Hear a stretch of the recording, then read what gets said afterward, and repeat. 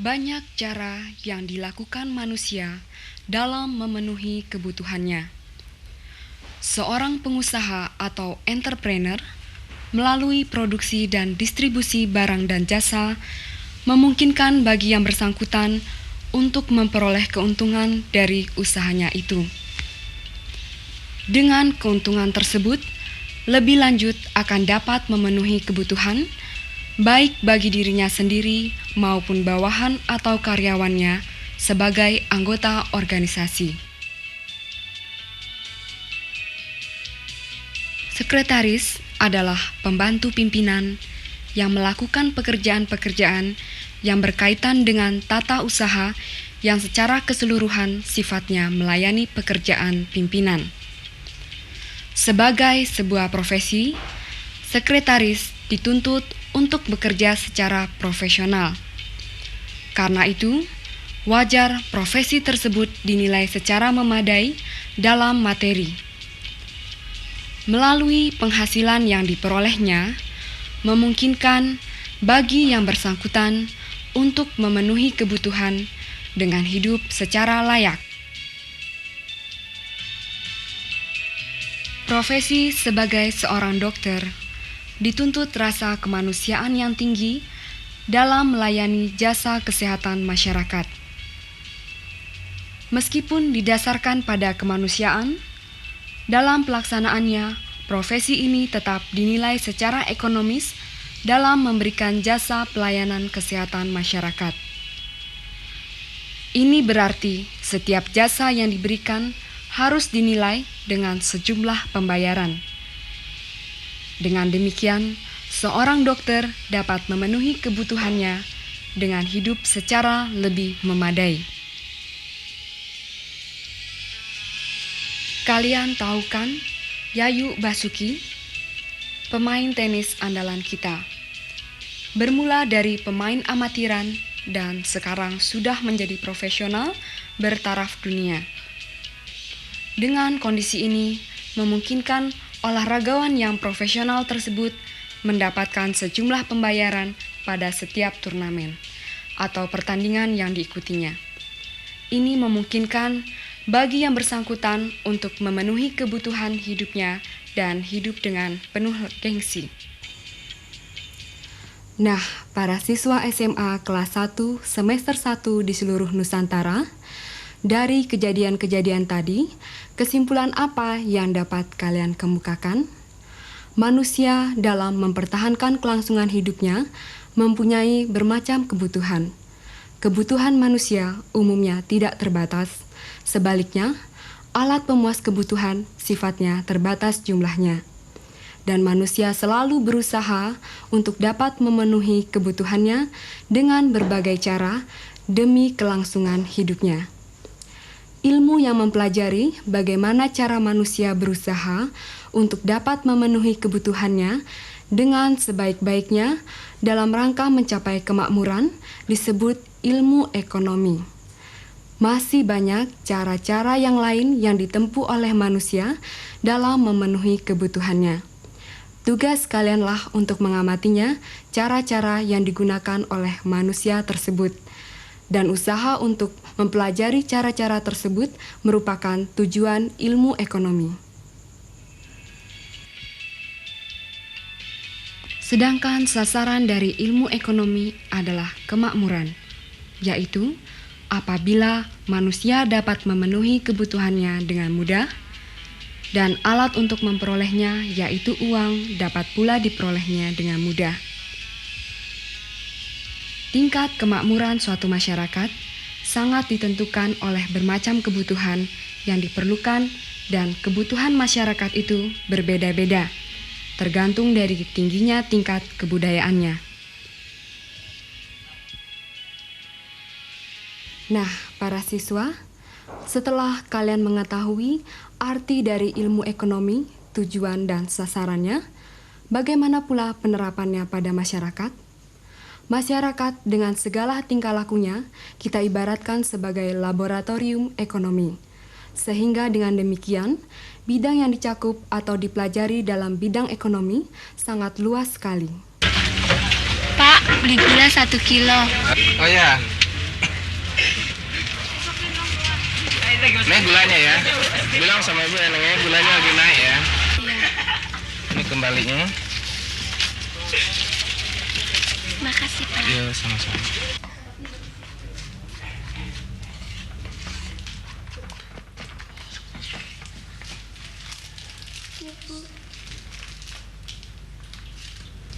Kenapa cuma 1.500? Mestinya kan 2.000. 500 lagi mana? Cuman itu kok nggak ada lagi. Kata Pak Bakri, harga gula dan kopi naik, Bu. Ya, sudahlah. Heran. Harga naik terus. Kemarin gula masih 1.000 sekilo. Hari ini sudah 1.250. Pusing mikirin harga naik terus. Rin, mulai sekarang kamu membatasi minum teh manis. Iya deh. Sehari hanya bisa 2 kali. Pagi dan sore ya. Loh, ada apa, Bu? Kok ini dimarahin? Bukannya Ibu marah. Ini harga-harga. Minggu yang lalu gula Rp1.000 sekilo. Hari ini sudah 1.250. Ibu hanya bilang pada Rini supaya membatasi minum teh manis. Hanya bisa 1 hari 2 kali, pagi dan sore ya. Iya. Oh, harga gula. Ya, gimana baiknya lah. Kita anak baik kan? Iya dong. Kalau baik, harus ke rumah sakit juga dong, ya nggak? Iya deh, tapi Mbak Nurul beli apa sih? Itu tuh yang di dalam bungkusan. Oh, ini. Iya. Ini sih kaos. Tadi udah obrol loh, Bu. Harganya cuma Rp2.000. Murah kan? Oh, yang beli, Bu. Banyaknya. Hampir seluruh barang sih dikenakan potongan 40-50%. Nah, mumpung lagi murah, bajunya udah pada jelek, ya mau beli aja selembar. Ini aja biar punya sendiri loh, Bu. Ya sudah. Coba kalau harga barang pokok yang diobral, kan bagus. Tapi inilah akibatnya. Harga minyak bumi naik, semua jadi naik. Apa hubungannya naiknya minyak bumi dengan naiknya harga, Bu? Nurul, kamu ini gimana sih kok nggak bisa ngerti? Dengan naiknya harga minyak bumi akan membawa pengaruh dengan biaya transportasi. Kalau biaya transportasi naik, harga barang-barang pasti naik. Karena barang-barang tersebut diangkut dengan jasa transportasi.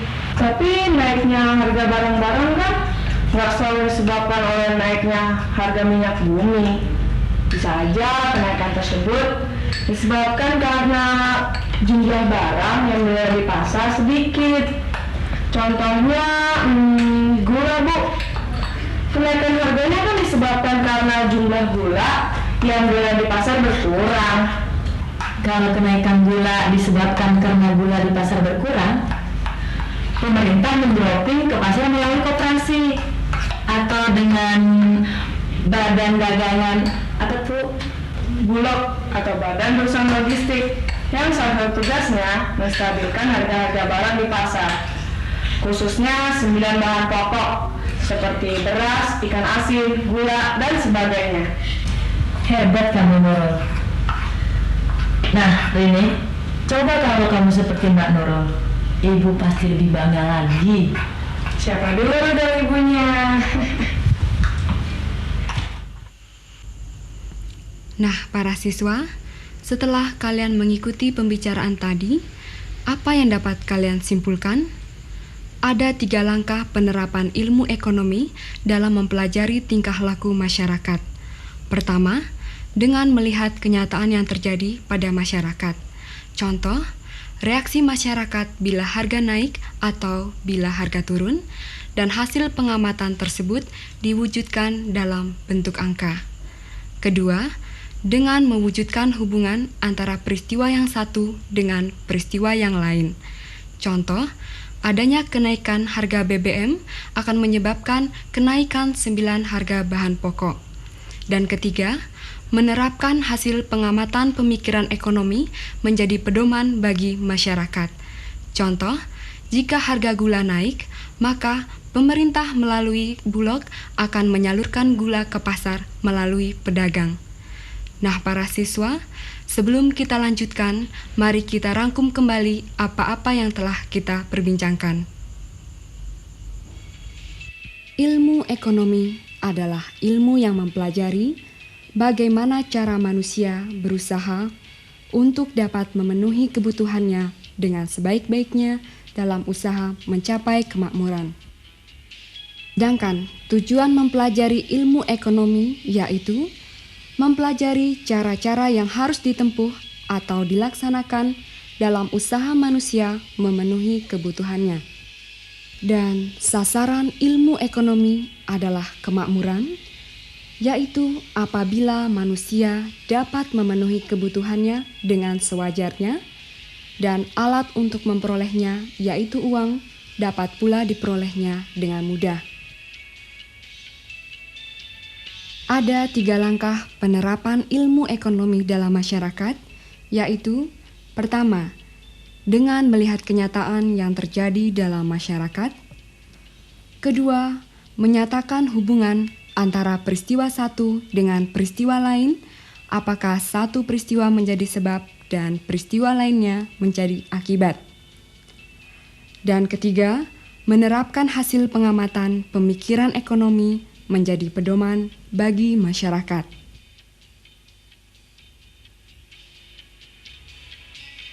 Nah, para siswa, banyak masalah-masalah yang ditemui dalam bidang ekonomi, yang pada hakikatnya merupakan masalah manusia dalam memenuhi kebutuhannya. Masalah-masalah tersebut harus dipecahkan dengan menggunakan metode-metode yang disebut metode ilmu ekonomi. Atau dengan kata lain, metode ilmu ekonomi adalah jalan untuk mencapai tujuan ilmu ekonomi. Dan metode ilmu ekonomi juga merupakan suatu bentuk penelitian di mana sasarannya adalah manusia dan masalahnya dalam memenuhi kebutuhannya. Metode ilmu ekonomi dapat dibagi atas metode deduksi atau analitis dan metode induksi atau empiris. Dalam menghadapi Lebaran, ramai para konsumen berbelanja untuk memenuhi kebutuhannya. Ada 5 remaja, Rini siswi SMA 1, Lili siswi SMEA, Budi dan Jaka dari STM, dan Rita seorang mahasiswi.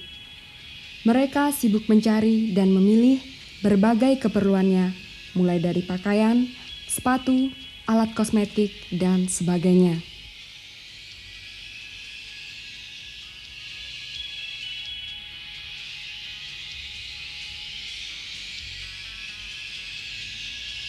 Setelah beberapa lama berbelanja, masing-masing remaja sudah memperoleh barang-barang sesuai dengan kebutuhan masing-masing. Rini membeli celana jeans, t-shirt, sepatu, dan parfum. Lili, siswi SMEA, ternyata menyenangi celana jeans juga. Selain itu, Lili juga membeli kemeja, sendal, daster, dan parfum.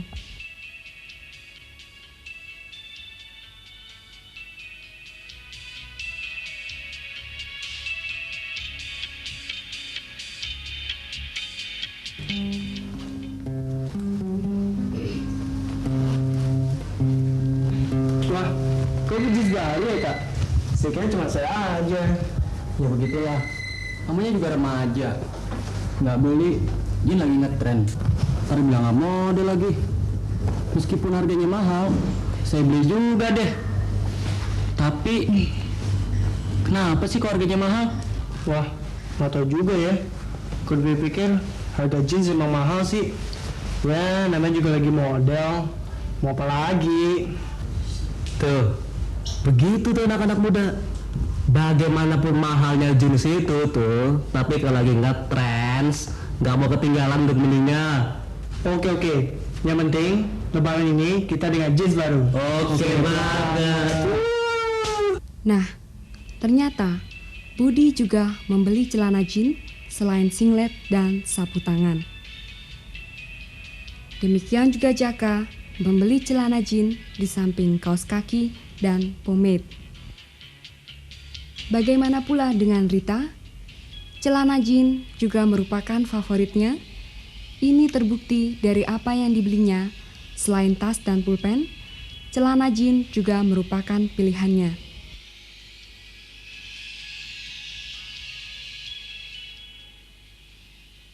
Nah, bila data kita masukkan ke dalam tabel, akan kita peroleh komposisi sebagai berikut.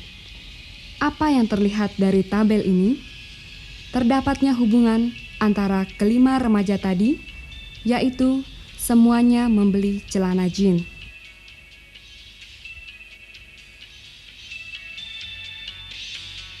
Dari kejadian tersebut, dapat disimpulkan bahwa semua remaja menyenangi jin. Dengan kata lain, celana jin merupakan busana yang paling digemari di kalangan remaja. Di samping itu, karena menjelang Lebaran, permintaan akan celana jin meningkat sehingga menyebabkan harganya naik.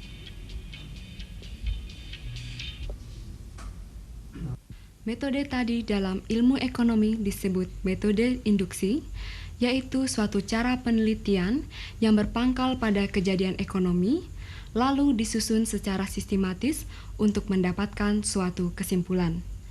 Jadi, melakukan penelitian dari gejala-gejala khusus ke gejala-gejala umum. Bagaimana pula contoh metode deduksi? Coba kalian amati kejadian berikut ini. Kapten, kaca panjangnya sikat berapa, Pak? 550, Mbak. Walah, apa enggak salah ini? Ya, minggu lalu cuma 400, kok sekarang 550? Memang dari sananya, kita mah bagaimana belinya? Beli murah, ya jual murah.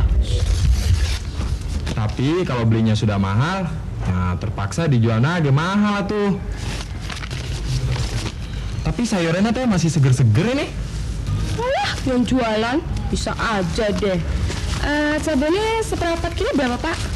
Kalau cabe mah seperempatnya 1.500 perak. Cabenya bagus-bagus ini. Ya ampun, 1.500. Ada apa Bu Kisno pakai ampun-ampunan segala? Ada apa-apa kok. Ini loh, harga-harga kok pada naik semua ya. Rasanya jadi bingung atur belanjaan. Iya ya, semua harganya naik. Telur naik, beras naik, gula naik. Apa sih yang nggak naik? Namanya juga mau Lebaran. Waduh Bu, yang nggak naik. Apa Bu? Sendal.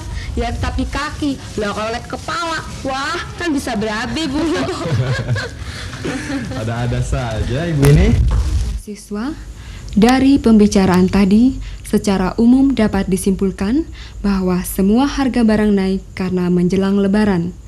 Tapi untuk mendapatkan kepastian tentang kenaikan harga tersebut, dilakukan penelitian.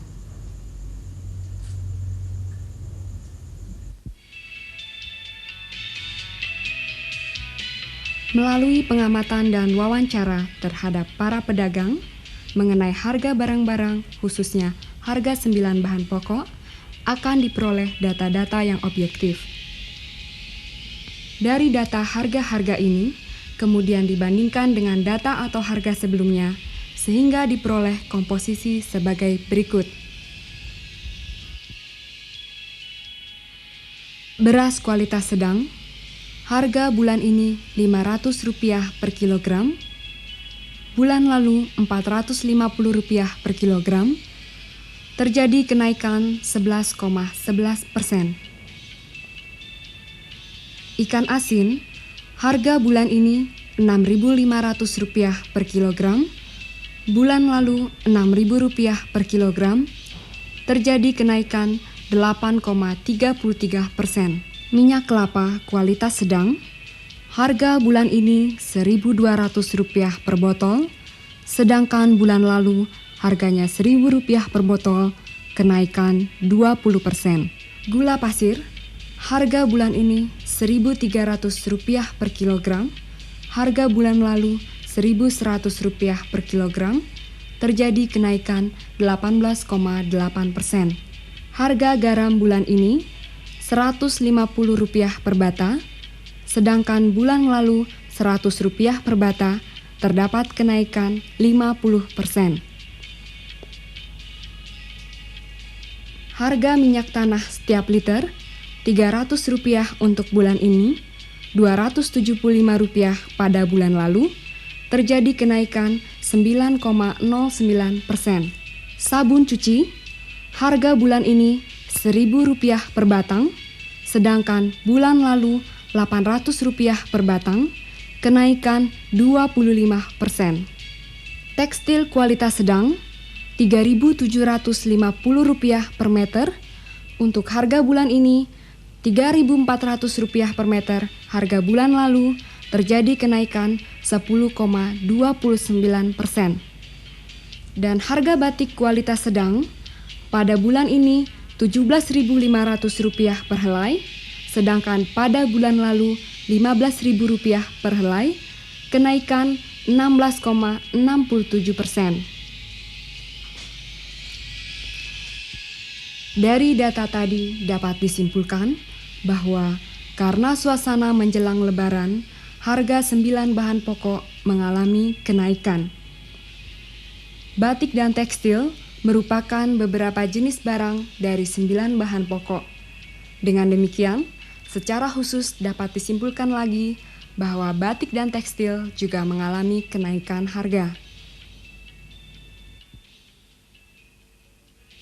Dengan demikian, metode deduksi merupakan kebalikan dari metode induksi, yaitu suatu cara penelitian yang berpangkal pada gejala umum, lalu berdasarkan pikiran logis dibuat suatu kesimpulan. Atau dengan kata lain, metode penelitian deduksi berusaha mencari hubungan peristiwa-peristiwa ekonomi dengan logika dan berangkat dari suatu peristiwa umum sebagai hipotesa. Dalam praktek penelitian, metode induksi dan metode deduksi dipakai saling melengkapi. Pertama, dilakukan suatu penelitian dengan menggunakan metode induksi, dan untuk memperjelas hubungan tersebut digunakan metode deduksi. Nah, para siswa, mari kita rangkum kembali apa-apa yang telah kita pelajari.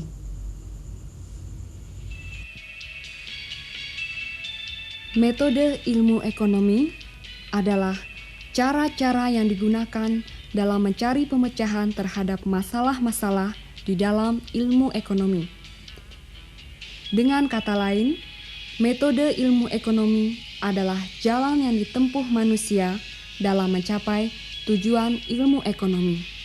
Metode ilmu ekonomi berdasarkan sifatnya dapat dibagi atas 2 jenis, yaitu metode induksi atau empiris dan metode deduksi atau analitis. Dalam praktek penelitian, kedua jenis metode ini dipakai silih berganti dan saling melengkapi. Metode induksi yaitu suatu cara penelitian yang berpangkal kepada kejadian ekonomi lalu disusun secara sistematis untuk memperoleh kesimpulan. Jadi, melakukan penelitian dari gejala-gejala khusus ke umum. Sedangkan metode deduksi yaitu cara penelitian yang berpangkal pada gejala umum, lalu berdasarkan pikiran logis dibuat kesimpulan. Nah, para siswa SMA kelas 1 semester 1 di seluruh Nusantara, kalian telah menyaksikan bidang studi ekonomi dengan pokok bahasan metode ilmu ekonomi. Dengan metode-metode tadi, diharapkan kalian dapat menafsirkan gejala dan peristiwa dalam bidang ekonomi. Jika di antara kalian masih ada yang kurang jelas dengan apa yang telah kita perbincangkan, silakan menulis surat kepada Pustekom Dikbud. Terima kasih atas perhatian kalian. Selamat belajar.